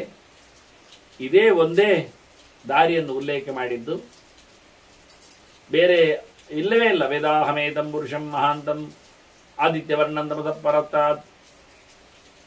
ಅವನ ಬಿಟ್ಟರೆ ಇನ್ಯಾವ ದಾರಿ ಇಲ್ಲ. ಅವನನ್ನೇ ಕೇಳಿಕೊಂಡು ಮುಂದುವರಿಯಲಿಕ್ಕಿರುವಂಥದ್ದು. ಹೀಗೆ ಬಹಳ ಚಂದವಾಗಿ ಹಿಂದೆಲ್ಲ ಚಿಂತನೆ ಮಾಡಿಕೊಂಡವರು ಸಹ ನಾಮಾನಿ ರೂಪಾಣಿ ವದನ್ ಯದಾಸ್ತೆ ದಾತಾ ಪುರಸ್ತಾದ್ ಯಮುದಾ ಜಹಾರ ಶಂಕರ ಪ್ರವಿದ್ವಾ ಬೃಹತ್ ಸಹಸ್ರ ತಮೇಮಂ ವಿದ್ವಾ ಅಮೃತ ಯಹೋವತಿ ನಾಣ್ಯಪಂಥ ಅಯನಾಯ ವಿದ್ಯುತೆ. ನಾಣ್ಯಪಂಥ ಅಯನಾಯ ವಿದ್ಯುತೆ. ಅಯನಂ, ಬೇರೆ ಇದಕ್ಕೆ ಯಾವುದೇ ರೀತಿಯಾದ ಶಾರ್ಟ್ ವೇವ್ಸ್ಗಳು, ಶಾರ್ಟ್ ಕಟ್ಗಳು ಇಲ್ಲ. ಇದನ್ನೇ ಪರಮೋಚ್ಚವಾದ ಧರ್ಮ ಅಂತ ಹೇಳ್ತಾರೆ. ಹೀಗೆ ಶಾಸ್ತ್ರವನ್ನು ಓದಿದವರು, ನೋಡಿದವರು, ತಿಳಿದುಕೊಂಡವರು, ಹುಟ್ಟಿ ಹುಟ್ಟಿ ಹುಟ್ಟಿ ಹುಟ್ಟಿ ಮತ್ತೆ ಬಂದವರು ಹೇಳಿದ್ದು ಜನಾಹ ವೇದವಿದ. ಈ ಜನನ ಚಕ್ರದಿಂದ ಹಿಂದೆ ಹೋಗುವುದು ಹೇಗೆ, ತಪ್ಪಿಸುವುದು ಎಂಥದ್ದು ಅಂತ ಹೇಳಿ ಶಾಸ್ತ್ರವನ್ನು ಅರಿತುಕೊಂಡು ತಿಳಿಸಿ ಈ ಧರ್ಮವನ್ನು ನಾರಾಯಣನೆಡೆಗೆ ಸಾಗಿದರೆ ಸಾಕು, ಇಲ್ಲದಿದ್ದರೆ ಇಲ್ಲ ಅನ್ನೋದನ್ನು ಸ್ಪಷ್ಟಪಡಿಸಿದ್ದಾರೆ. ಹೀಗೆ ಎಲ್ಲರೂ ಸಹ ಯಥಾಜ್ಞಾನಂ ಉಪಾಸಂತಹ ಸರ್ವೇ ಯಾಂತಿ ಪರಾಂಗ. ಅವರವರ ಯೋಗ್ಯತೆಯಂತೆ ದೇವರ ಜ್ಞಾನವನ್ನು ಸಂಪಾದನೆ ಮಾಡ್ತಾ ಅದಕ್ಕೆ ಅನುಗುಣವಾಗಿ ಭಗವಂತನ ಪ್ರೀತಿಯನ್ನು, ಭಕ್ತಿಯನ್ನು ನಡೆಸಿ ಅದಕ್ಕೆ ಅನುಗುಣವಾಗಿ ಸಾಧನೆಗಳನ್ನು ನಡೆಸುವವರಾಗಿ ದೇವರೆಡೆಗೆ ಸಾಗ್ತಾರೆ. ಎಲ್ಲರಿಗೂ ಪರಮೋಚ್ಚವಾದ ಪೂರ್ಣವಾದ ಬ್ರಹ್ಮನಷ್ಟೇ ಜ್ಞಾನ ಅಂತ ಇರುವುದಿಲ್ಲ. ಎಲ್ಲ ಜೀವರಿಗೂ ಸಹ ಖಗ ಮೃಗ ತೃಣಾದಯ ಪಿಪೀಲಿಕಾಶ್ಚ ಗರ್ಧಬಾ ಅಂತ ಹೇಳಿದಾಗೆ ಎಲ್ಲ ಜೀವರು ಸಹ ಮೋಕ್ಷಕ್ಕೆ ಯೋಗ್ಯರಾಗಿದ್ದಾರೆ. ಸಾತ್ವಿಕರು, ಒಳ್ಳೆಯವರು. ಅಂಥವರನ್ನೆಲ್ಲರನ್ನು ಸಹ ಅವರ ಯಥಾ ಜ್ಞಾನದಂತೆ ಭಗವಂತ ಆನಂದವನ್ನು ಅವರಿಗೆ ಕರುಣಿಸಲಿದ್ದಾನೆ. ಅವರು ಹೋಗ್ಲಿಕ್ಕಿದ್ದಾರೆ. ಮುಖ್ಯವಾಗಿರಬೇಕಾದ್ದು ಅಜ್ಞಾನ, ಅದನ್ನು ಕಳ್ಕೊಳ್ಳುವುದು. ದೋಷ, ಪಾಪ, ಕರ್ಮದಲ್ಲಿ ಮಾಡಿಕೊಂಡಿರತಕ್ಕ ಒಂದಿಷ್ಟು ಕಷಾಯ ವರ್ಜಿತಂ ಜ್ಞಾನಂ ತೇಷಾಂ ತೇಯಾಂತಿ ತೇ ಅಮಲಂ ಉತ್ಸೃಜ್ಯತೆ ಅಮಲಂ. ಯಾರ ಒಳಗೆ ಕೆಟ್ಟದಾಗಿರತಕ್ಕಂತಹ ಜ್ಞಾನದಲ್ಲಿ ದೋಷವನ್ನು, ತಪ್ಪು ತಿಳಿವಳಿಕೆ, ಸಂಶಯದ ವ್ಯವಸ್ಥೆ, ವಿದ್ಯತೆ ಹೃದಯ ಗ್ರಂಥಿ ಚಿದ್ಯಂತೆ ಸರ್ವ ಸಂಶಯ ಹೇಳಿದಾಗೆ ತಸ್ಮಿನ್ ದೃಷ್ಟೇ ಪರಾವರೆ ಅಂತ ಸರ್ವೋತ್ತಮನಾದ ಭಗವಂತ ತಿಳಿದಾಗ ಅವರ ಜ್ಞಾನ ಶುದ್ಧವಾಗಿರುತ್ತದೆ. ಹಾಗಾಗಿ ಅವರು ಇಲ್ಲಿಂದ ತೆರಳಿ ವಿಶೇಷವಾದಂತಹ ಭಗವಂತನ ತಾಣಕ್ಕೆ ಹೋಗ್ತಾರೆ. ಯಾರು ಈ ರೀತಿಯಾದ ದೋಷವನ್ನು ಕಳ್ಕೊಳ್ಳುತ್ತಾರೆ, ಯಾಂತಿ ತೇಬಿ ಬಲಾನ್ ಲೋಕಾನ್ ವಿಶುದ್ಧಂತಿ ಯಥಾ ಬಲಂ. ಅವರ ಜ್ಞಾನದ ಬಲದಂತೆ, ಸಾಧನೆಯ ಬಲಕ್ಕನುಗುಣವಾಗಿ, ಭಕ್ತಿಯ ಪವರ್ನಲ್ಲಿ ಅವರು ಉತ್ತಮವಾದಂತಹ ಪರಮಾತ್ಮನ ಲೋಕಗಳಲ್ಲಿ ಅನೇಕ ಲೋಕಗಳು, ಸಾಮೀಪ್ಯ, ಸಾರೂಪ್ಯ, ಸಾಯುಜ್ಯ, ಸಾಲೋಕ್ಯ ಅಂತ ಹೇಳಿಕೊಂಡಾಗಿ ಅನೇಕ ಪ್ರಕಾರದವರ ಯೋಗ್ಯತೆಯಂತೆ ದೇವರ ತಾಣಗಳನ್ನು ಪಡಿತಾರೆ. ವೈಕುಂಠ ಇದೆ, ಶ್ವೇತದ್ವೀಪ ಇದೆ, ಇವೆಲ್ಲ ಮುಕ್ತ ಸ್ಥಾನಗಳು. ಅವರವರ ಯೋಗ್ಯತೆಯಂತೆ ಬಿಳಿಯ ದೇಹದಲ್ಲಿ, ಬಿಳಿಯ ಅಲಂಕಾರಗಳಲ್ಲಿ ಶ್ವೇತದ್ವೀಪ ನಿವಾಸಿಗಳಾಗಿಯೂ ಇರ್ತಾರೆ. ಈಗ ವೈಕುಂಠವಲ್ಲಿಯೂ ಬರೀಲಿಕ್ಕೆ ಉಂಟವರಿಗೆ. ಹಾಗೆ ಇಂತಹ ಕ್ಷೇತ್ರಗಳಲ್ಲಿ 3 ಪ್ರಕಾರದಲ್ಲಿ ಅನಂತ ಶಯನ ಅನಂತರ ವ್ಯವಸ್ಥೆಯಲ್ಲಿಯೂ ಸಹ ಪಡೀಲಿಕ್ಕಿರ್ತದೆ. ಅಮೃತ, ಕ್ಷೇಮ, ಅಭಯ ಅಂತ ರೂಪಗಳು. ಅನಂತಾಸನ, ವೈಕುಂಠ, ನಾರಾಯಣಪುರ ಇವನ್ನೆಲ್ಲ ಕರೆಯುವ ರೀತಿಗಳು ಶಬ್ದಗಳನ್ನು ಹೇಳುವಾಗ ಇಂತಹ ಭಗವಂತನ ವಿಶೇಷವಾದ ಲೋಕಗಳಿಗೆ ಅವರು ತೆರಳಲಿದ್ದಾರೆ. ಭಗವಂತಂ ಅಜಂ ದಿವ್ಯಂ ವಿಷ್ಣುಂ ಅವ್ಯಕ್ತ ಸಂಯತಂ ಭವೇನ ಯಾಂತಿ ಶುದ್ಧಾಯೇ ಜ್ಞಾನತೃಪ್ತಾಹ ನಿರಾಶಿಷ. ಯಾವುದೇ ಬೇರೆ ಆಸೆಗಳನ್ನು ಹೊತ್ತುಕೊಳ್ಳದೆ ಕೇವಲ ಶುದ್ಧವಾದ ಭಕ್ತಿಯಿಂದ ಜ್ಞಾನವನ್ನು ಸಂಪಾದನೆ ಮಾಡಿಕೊಂಡು ಪರಮೋಚ್ಚವಾದವರಿಗೆ ಬೇಕಾದಷ್ಟು ಸಾಧನೆಗೆ ಇವು ಕಾಲಗಳು ಹಾಗೆ ಕಂಡಾಬಟ್ಟೆ ಸಮಯಗಳಲ್ಲಿ ಜ್ಞಾನವನ್ನು ಸಂಪಾದನೆ ಮಾಡಿಕೊಂಡು ಭಗವಂತನನ್ನು ಎಂದು ಯಾವತ್ತೂ ಹೇಗೂ ಪ್ರಾಕೃತವಾದ ದೇಹಗಳಿಂದಲಾಗಲಿ ಇನ್ನಿತರರಿಂದಾಗಲಿ ಹುಟ್ಟದವನನ್ನು, ಅತ್ಯಂತ ಎತ್ತರದ ತೇಜೋಮಯ ವ್ಯಕ್ತಿಯನ್ನು, ಅದರಲ್ಲಿ ಸರ್ವ ವ್ಯಾಪ್ತನಾಗಿ ಸರ್ವ ಅಂತರ್ಯಾಮಿಯಾಗಿ ನೆಲೆಗೊಂಡ ಭಗವಂತನನ್ನು, ವಿಷ್ಣುವನ್ನು ಎಂದು ಪೂರ್ವವಾಗಿ ಕಾಣಿಸಿಕೊಳ್ಳುವುದಿಲ್ಲ ಅವನಿಷ್ಟಾದರೂ. ಆದ್ದರಿಂದ ಅವನು ಮತ್ತು ಅವ್ಯಕ್ತನೇ, ಅವನವನ ಪಾಡಿನಲ್ಲಿ ಯೋಗ್ಯತೆ ಎಷ್ಟೋ ಅಷ್ಟು ಕಾಣುವವನನ್ನು. ಹೀಗೆ 5 ಪ್ರಕಾರದಿಂದ ದೇವರನ್ನು ಚಿಂತನೆ ಮಾಡಲಿಕ್ಕುಂಟು. ಸರ್ವಗುಣ ಪೂರ್ಣನನ್ನಾಗಿ, ಭಗವಂತನನ್ನಾಗಿ, ಇಡೀ ಜಗತ್ತಿನ ಸೃಷ್ಟಿಯಾದಿಗಳನ್ನು ಮಾಡುವ ಮೂಲಕ ತಾನು ಸೃಷ್ಟಿಗೊಳ್ಳದೆ ಯಾರಿಂದಲೂ ಇರುವ ಅಜನನ್ನಾಗಿ, ಅತ್ಯಂತ ದಿವ್ಯ ರೂಪನನ್ನ, ಎಲ್ಲರಿಗಿಂತ ವಿಲಕ್ಷಣನನ್ನಾಗಿ, ಯಾವತ್ತೂ ಅಪ್ರಾಕೃತ ಸ್ವರೂಪನವನನ್ನಾಗಿ, ಸರ್ವಾಂತರ್ಯಾಮಿಯನ್ನಾಗಿ, ವ್ಯಾಪಕರನ್ನಾಗಿ, ವಿಷ್ಣುವನ್ನಾಗಿ, ಅವ್ಯಕ್ತನನ್ನಾಗಿ ತಿಳಿದು ಅವನನ್ನು ಪಡಿತಾರೆ. ಜ್ಞಾತ್ವಾ ಆತ್ಮಸ್ಥಂ ಹರಿಂಚೈವ ನ ನಿವರ್ತಂತಿತೆ ಅವ್ಯಯಾತ್. ಶಾಶ್ವತವಾದ ಮೋಕ್ಷ ಲೋಕದಿಂದ ಅವರು ಹಿಂದೆ ಬರುವುದೇ ಇಲ್ಲ. ಮತ್ತೆ ತನ್ನೊಳಗಿನ ದೇವರನ್ನು ನೋಡಬೇಕು. ಸರ್ವತ್ರ ಇರತಕ್ಕ ಭಗವಂತನನ್ನು ಕಂಡರೂ ಅಂತರ್ಯಾಮಿಯಾದ ಭಗವಂತನ ದರ್ಶನ ಮಾಡಿಕೊಂಡರೆ ಅಂಥವರು ಯಾವ ಕಾಲದಲ್ಲಿಯೂ ಮೋಕ್ಷದಿಂದ ಹಿಂದೆ ಬರೆಯುವುದಿಲ್ಲ. ಪ್ರಾಪ್ಯ ತತ್ ಪರಮಂ ಸ್ಥಾನಂ ಮೊದಂತೆ ಅಕ್ಷರಂ ಅವ್ಯಯ. ದೇವರನ್ನು ಅಕ್ಷರ ಸ್ಥಾನ, ಅವ್ಯಯ ಸ್ಥಾನ, ವಿಕಾರಗೊಳ್ಳದ ನಾಶವಿಲ್ಲದ ತಾಣ ಅದು ಮೋಕ್ಷ ಅಂದರೆ. ಹಾಗೆ ಅಲ್ಲಿ ಭಗವಂತನನ್ನು ಸಹ ಅಂತ ಅರ್ಥ. ಭಗವಂತನು ಅಂಥದ್ದೇ ರೀತಿಯಲ್ಲಿ ಅವನಿದ್ದಾನೆ. ಅಂತ ಪರಮೋಚ್ಚನಾದ ಭಗವಂತನನ್ನು ನಮಗವನು ಸ್ಥಾನ, ಅವನು ನಮಗೆ ಅಯನ ಅಂತ ನಾರಾಯಣನನ್ನು ಪಡೆದವನು ಆನಂದವನ್ನು ಪಡಿತಾನೆ. ಏತಾವದೇತತ್ ವಿಜ್ಞಾನ, ಇದು ಮುಖ್ಯ. ಇದು ವಿಷ್ಣುವಿನ ಜ್ಞಾನ, ಇದು ದೇವರ ಅರಿವು, ಇದು ನಮಗೆ ಬೇಕಾದ್ದು ಇದೆ.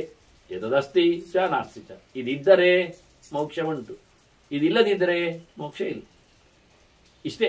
ಭಗವಂತನ ಬಗ್ಗೆ ಚೆನ್ನಾಗಿ ತಿಳ್ಕೊಂಡ್ರೆ ಅವನಿಗೆ ಮತ್ತೆ ಆತ್ಯಂತಿಕವಾದ ನಿವೃತ್ತಿ ಇದೆ, ಆನಂದ ಇದೆ. ದೇವರನ್ನು ತಿಳ್ಕೊಳ್ಳೋದಿಲ್ಲ, ಹಠ ಮಾಡಿದರೆ ಅವನ ಆ ಜಾಗದಲ್ಲಿ ಯಾರ್ಯಾರನ್ನು ತುಂಬಿಸ್ತಾನೆ ಅಂತಾದರೆ ಅವಂತವನಿಗೆ ಮತ್ತೆ ನಿವೃತ್ತಿ ಇಲ್ಲ, ಮೋಕ್ಷ ಇಲ್ಲ, ಆನಂದ ಇಲ್ಲ, ಇಲ್ಲೇ ತಿರುಗಲಿಕ್ಕೆ ಇಲ್ಲ, ನರಕವನ್ನು ಅನುಭವಿಸಲಿಕ್ಕೆ. ಹಾಗಾಗಿ ಈ ಜಗತ್ತು ಹೇಗೆ ಉಂಟು ಕೇಳಿದರೆ, ಆಸೆಯ ಕೊಂಪೆ ಬಿಟ್ಟು ಹೋಗ್ಲಿಕ್ಕೆ ಯಾರಿಗೆ ಮನಸ್ಸಿಲ್ಲ, ಬೇಕುಗಳ ರಾಶಿಯಲ್ಲಿ ಬಿದ್ದಿರ್ತಾನೆ. ಆಗಲಿಲ್ಲ, ಇನ್ನೊಂದು ಜನ್ಮದಲ್ಲಿ ಬರ್ತೇನೆ ಅಂತಾನೆ, ಮತ್ತು ಪುನಃ ಒಟ್ಟು ಮಾಡಿ ಹೋಗ್ತಾನೆ, ಹೊರತು ಕಳ್ಕೊಂಡು ಹೋಗುವುದಿಲ್ಲ. ತೃಷ್ಣಾಬದ್ಧಂ, ಇಡೀ ಜಗತ್ತು ಹಾಗೆ. ಜಗತ್ ಸರ್ವ ಚಕ್ರವತ್ ಪರಿವರ್ತದ, ತಿರುಗುವುದು ತಿರುಗುವುದು ತಿರುಗುವುದು, ಬಾಕಿ ಉಳಿಸುವುದು, ಬೇಕೇಳುವುದು, ಮತ್ತೆ ಬರುವುದು. ಇದರಲ್ಲಿ ಆಯ್ತು ಹೊರದು ಮತ್ತೇನಲ್ಲ. ಅದು ಹೇಗೆ ಕೇಳಿದರೆ ಗಮ್ಮತ್ತುಂಟು. ಈ ಕಮಲದ ದಂಟು, ಅಲ್ಲಿಗೆ ಬನ್ನಿ. ಆ ದಂಟಿನ ಒಳಗೆ ಒಂದು ನೂಲು ತೆಗಿಲಿಕ್ಕೆ ಬರ್ತದೆ. ಅದಕ್ಕೆ ಬಿಸಿನಿ ಅಂತ ಕರಿತೇವೆ ನಾವು ವಾಸ್ತವವಾಗಿ. ಬಿಸ ತಂತು, ತಂತು ಅಂದರೆ ನೂಲಿನ ಹಾಗೆ. ಕಮಲದ ದಂಟಿನ ಒಳಗೆ ಇಡೀ ಉಂಟದು ಅಂಟಿಕೊಂಡು, ಮತ್ತೆ ದಂಟು ಕೊಳವೆ ಆಗಿ ಬಿಡ್ತದೆ ತೆಗಿಲಿಕ್ಕೆ ಹೋದರೆ ಹಾಗೆ. ಅದರಿಂದ ಬಿಸತಂತು ಯಥೇವಾಯಂ ಅಂತಸ್ತಃ ಸರ್ವತೋ ಬಿಸೆ. ಬಿಸ ಅಂದರೆ ದಂಟು, ಡೇಟ್. ಕಮಲದ ಉರುಟಿ ಇರ್ತದೆ, ಸಣ್ಣ ಇರ್ತದೆ ನೀರಿನ ಒಳಗೆ. ಹೂವನ್ನು ಕತ್ತರಿಸಿ ಅಥವಾ ಕೆಳಗಿನ ದಂಟಿನ ಒಳಗೋ ಆ ಬಿಳಿಯಾದನ್ನು ಒಳೆ ಎಳಿಲಿಕ್ಕೆ ಹೋದ್ರೆ ಇಡೀ ಈ ಹಾವಿನ ಚರ್ಮ ತೆಗೆದಾಗೆ, ಕೈಯಲ್ಲಿ ಚರ್ಮ ಬರ್ತದೆ, ಹಾವು ಪ್ರತ್ಯೇಕ ಆದಾಗೆ ಅದನ್ನು ಇಡೀ ತೆಗಿಲಿಕ್ಕೆ ಬರ್ತದೆ. ಹೇಗೆ ವ್ಯಾಪಿಸಿತ್ತು ನೋಡಿ ಅದು. ಬಿಸತಂತು, ಬಿಸದಲ್ಲಿ ತೊಟ್ಟಿನಲ್ಲಿ ಆ ಬಿಸಿನಿ ಯಾವ ರೀತಿಯಲ್ಲಿ ಅಂಟಿಸಿಕೊಂಡಿತ್ತೋ ಹಾಗೆ ತೃಷ್ಣಾತಂತು ಅನಾದ್ಯಂತಹ ತಥಾ ದೇಹಗತಃ ಸದಾ. ಹಾಗೆ ಮನುಷ್ಯನ ದೇಹದಲ್ಲಿ ಈ ಆಸೆ ಎನ್ನುವ ತಂತು ಹಾಗೆ ಕೂತಿದೆ. ಎಲ್ಲಿ ಎಷ್ಟು ದೇಹ ಒಂದು ಪೈಪ್ ಅಂತ ತಿಳ್ಕೊಳ್ಳಿ, ಅದರಲ್ಲಿ ಹಾಗೆ ಆಸೆ ಎನ್ನತಕ್ಕದ್ದು ಅಂಟಿಕೊಂಡು ಅದೇ ರೀತಿಯಾಗಿ ಇಡೀ ಕೂತಿದೆ. ಬೇಕಾದ್ರೆ ಒಂದು ದೇಹದಲ್ಲಿ 2-3 ಪೈಪ್ ಉಂಟಿಟ್ಟು, 4 ಪೈಪ್ ಕೈ ಕಾಲುಗಳಾದ್ರೆ ಒಂದು ಮಧ್ಯದಲ್ಲಿ ಒಂದು ದೇಹ 5ನೇ ಪೈಪ್ ಮಾಡಿಕೊಂಡ್ರೆ ಸರಿ ಆಯ್ತು. ಮಂಡೆ ಒಂದು ಗುಂಡು ಪೈಪ್ ಮಾಡುವ, ಆ ಎಲ್ಲಾ ಪೈಪುಗಳಲ್ಲಿ ಇಡೀ ಕೂತಿದೆ ಅಂಟಿಕೊಂಡು, ಫುಲ್ ಟೈಟ್. ಆಸೆ ರಾಶಿ ಹೀಗೆ ಉಂಟು ನೋಡಿ. ಹೇಗೆ ಅಂದ್ರೆ ಸೂಚ್ಯ ಸೂತ್ರಂ ಯಥಾ ವಸ್ತ್ರೇ ಸಂಸಾರ ಏತಿ ವಾಯಕ. ವಾಯಕ ಅಂದ್ರೆ ಹೊಲಿಯುವ, ಸೂಜಿ. ಸೂಚ್ಯ ತಂತು, ಸೂಜಿಯಿಂದ ಸೂಚ್ಯ ಸೂತ್ರ, ಸೂತ್ರ ಅಂದ್ರೆ ತಂತುವೆ. ಸೂಜಿಯಿಂದ ಸೂತ್ರವನ್ನು ಯಥಾ ವಸ್ತ್ರೇ ಸಂಸಾರ ಏತಿ. ಅವನು ಹಗ್ಗಗಳನ್ನು ಹಾಕಿ ವಸ್ತ್ರಗಳನ್ನು ತೇಪೆ ಹಾಕಿ ಸರಿ ಮಾಡಿ ಕೊಡುತ್ತಾನೆ. ಹಾಗೆ ಸಂಸಾರ ಏತಿ, ಅದರಲ್ಲಿ ಸೇರಿಸ್ತಾನೆ, ಸರಳ ಮಾಡುವಂತೆ ಮಾಡ್ತಾನೆ. ಹಗ್ಗವನ್ನು ಸೇರಿಸಿ ಸೇರಿಸಿ ಸೇರಿಸಿ ಬಟ್ಟೆ ಮಾಡಿ ಅದರಲ್ಲಿ ಎಲ್ಲವನ್ನು ಮುಚ್ಚಲಿಕ್ಕೆ ಆಗ್ತದೆ ನೋಡಿ. ಹಾಗೆ ತದ್ವತ್ ಸಂಸಾರ ಸೂತ್ರಮಿ ತೃಷ್ಣಾ ಸೂಚ್ಯಾನಿ ಬರ್ತದೆ. ಆಸೆ ಎನ್ನತಕ್ಕ ಸೂಜಿಯಲ್ಲಿ ಸಂಸಾರ ಎನ್ನತಕ್ಕಂಥ ನೂಲು ಅದು ನಮ್ಮನ್ನು ಗಟ್ಟಿಯಾಗಿ ಕಟ್ಟಿ ಹೆಣೆದುಕೊಂಡಿದೆ. ಓತಪ್ರೋತ ಅಂತ ಹೆಸರು. ಅಡ್ಡಾದಿಡ್ಡಿಯಾಗಿರುವುದು, ಉದ್ದಕ್ಕೆ ಅಡ್ಡಕ್ಕೆ ಅಂತ ಇರುವಂತದ್ದು. ಬಟ್ಟೆಯಲ್ಲಿ ನೂಲುಗಳಿರುವುದು ಹೇಗೆ ಹೇಳಿದ್ರೆ, ಉದ್ದಕ್ಕೆ ನೂಲುಗಳನ್ನು ಹಾಕಿರ್ತಾರೆ, ಆನಂತರ ಅದಕ್ಕೆ ನೂಲುಗಳನ್ನು ಉದ್ದಕ್ಕೆ ಜೋಡಿಸಿರ್ತಾರೆ ಚೆನ್ನಾಗಿ. ಕೂದಲು ಬಾಚುವ ಬಾಚಣಿಗೆ ಅಂತ ಇರತಕ್ಕಂತಹ ಅಗಾಲವಾದ ಬಾಚಣಿಗೆಯಲ್ಲಿ ಬಹಳ ಹತ್ತಿರದ ಕಿಟಕಿಗಳಲ್ಲಿ ಹಗ್ಗಗಳನ್ನು ಜೋಡಿಸಿರುತ್ತಾರೆ. ಅದು ಹಗ್ಗವನ್ನೇ ಹಾಗೆ ಜೋಡಿಸಿಕೊಂಡು ಹೋಗ್ತದೆ. ಬಾಚಣಿ ಆಗಿದ ತಕ್ಷಣ 2 ಹಗ್ಗ ಹೋಗುವುದೇ ಇಲ್ಲ, ಅಷ್ಟು ಸೂಕ್ಷ್ಮವಾಗಿರುತ್ತದೆ.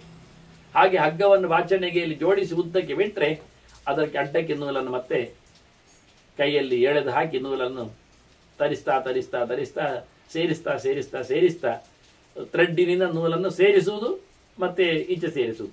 ಹಾಗೆ ಮಾಡ್ತಾ ಮಾಡ್ತಾ ಇಡೀ ಬಟ್ಟೆಯನ್ನು ಹೊಸೆದು ಬಿಡುತ್ತಾರೆ. ಅದರಂತೆ ಆಸೆ ಎನ್ನತಕ್ಕಂತಹ ಇಡೀ ಸೂಜಿ ನಮ್ಮನ್ನು ಬಹಳ ಚೆನ್ನಾಗಿ ಸಂಸಾರದಲ್ಲಿ ಹೆಣೆದಾಗಿದೆ.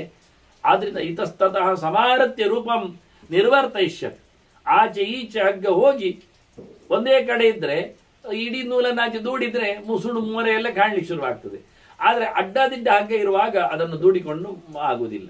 ಆದ್ರಿಂದ ಕೆಲವು ಮನೆಯಲ್ಲಿ ಕರ್ಟನ್ ಸ್ಟೈಲಲ್ಲಿ ಉದ್ದನೆಯ ಮರದ ಅಥವಾ ಇನ್ನಿತರ ಪ್ಲಾಸ್ಟಿಕ್ನ ಗುಂಡುಗಳನ್ನೆಲ್ಲ ಹಾಕಿರ್ತಾರೆ.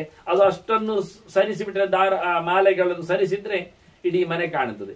ಇಲ್ಲಾದ್ರೆ ಒತ್ತಡಲ್ಲಿರುವಾಗ ಬೆರಳುಗಳಂದಿರುವಾಗ ಏನು ಕಾಣುವುದಿಲ್ಲ. ಬೆರಳು ದೂರ ಮಾಡಿ ಎಲ್ಲ ಕಾಣ್ತದೆ, ಬೆರಳು ಹತ್ತಿರ ಮಾಡಿ ಏನು ಕಾಣುವುದಿಲ್ಲ. ಹೀಗೆ ಬೆರಳು ದೂರ ಮಾಡಿದಾಗೆ ಬೆರಳು ಹತ್ತಿರ ಮಾಡಿದಾಗೆ ಒಂದೇ ಕಡೆ ಹಗ್ಗಗಳಿದ್ರೆ ದೂರ ಮಾಡಲಿಕ್ಕೆ ಬರ್ತಿತ್ತು, ವಿಷನ್ ಆಗ್ತಿತ್ತು. ಆದರೆ ಅಡ್ಡಾದಿಡ್ಡಿ ಹೊಲಿದದ್ರಿಂದ ಹಗ್ಗಗಳನ್ನು ಹಾಕಿಕೊಂಡದ್ರಿಂದ ದೂರ ಮಾಡಲಿಕ್ಕೆ ಅಪಸರಣ ಮಾಡಲಿಕ್ಕೆ ಆಗುವುದಿಲ್ಲ. ಅಪಸರಣ ಮಾಡಬೇಕು, ಹರಿಬೇಕಾಗ್ತದೆ. ಹಾಗಾಗಿ ನಮ್ಮನ್ನು ಮುಚ್ಚಿ ಹಾಕಿದೆ. ಇತಸ್ತತಃ ಸಮಾಹೃತ್ಯ ರೂಪಂ ನಿರ್ವರ್ತಯಿಷ್ಯತಿ. ಈ ಆಸೆ ಎನ್ನತಕ್ಕಂಥ ನೆಲೆ ಬಹಳ ಚೆನ್ನಾಗಿ ನಮ್ಮನ್ನು ಎಲ್ಲಿಯೂ ಹೋಗದಂತೆ ಇಲ್ಲಿ ಮುಚ್ಚಿಬಿಟ್ಟಿದೆ, ಮರೆ ಮಾಡಿಬಿಟ್ಟಿದೆ. ದೇವರಾಚೆ ಕಾಣುವುದಿಲ್ಲ, ನಮಗೆ ನಾವು ಮಾತ್ರ ಕಾಣ್ತೇವೆ. ನಮಗೆ ಮಾತ್ರ ಈ ಆಸೆಯಲ್ಲಿ ನಾವು ಸೋಲ್ತೇವೆ. ಎಷ್ಟು ಗಮ್ಮತ್ತು ಕೇಳಿದರೆ, ವಿಕಾರಂ ಪ್ರಕೃತಿಂಚೈವ ಪುರುಷಂಚ ಸನಾತನಂ. ದೇವರನ್ನು ಮುಚ್ಚಿದೆ, ಜೀವನನ್ನು ಮುಚ್ಚಿದೆ, ಪ್ರಕೃತಿಯನ್ನು ಮುಚ್ಚಿದೆ, ಪ್ರಕೃತಿ ಪ್ರಪಂಚವನ್ನು ಮುಚ್ಚಿದೆ. ಯಾರು ಏನು ಯಾರಿಗೂ ಗೊತ್ತಿಲ್ಲ, ಏನು ಗೊತ್ತಾಗೋದಿಲ್ಲ.